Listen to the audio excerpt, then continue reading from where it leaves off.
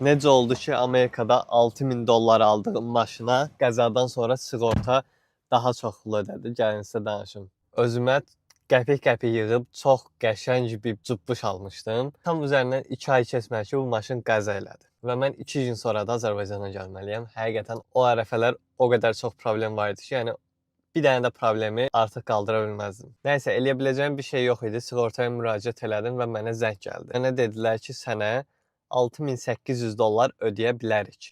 Amma maşını götürəcəyik. Mən də fikirləşdim, dedim, yəni okey, biraz əziyyət çəkib almışam, 6000 dollar almışam. Arada 800 dollar daha da qazanıram. Bir belə sual verdim. Bəs maşın məndə qalsa nə qədər ödəyərsiniz? Dedi, bir dəqiqə baxım deyirəm, 6300 dollar. Dedim, okey, pulu yollayın, 6300 dollar bəsdir, maşın da məndə qalsın. Və 10 gün keçməmiş pul hesabıma oturdu. Həqiqətən heç gözləmirdim ki, o pulu mənə yollasınlar. Qəzadan sonra maşın heç yerini düzəltdirmədim. Ancaq düz 2 il o maşını istifadə elədim, elə qəzalı halda.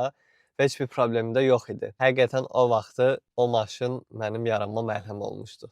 Qəşəng maşın idi, cübbuş. Amerikada 5 il ərzində başıma gələn hələ çox hekayəni paylaşacağam. Ona görə qaçırmamaq üçün səhifəmi izləməyi də unutmayın.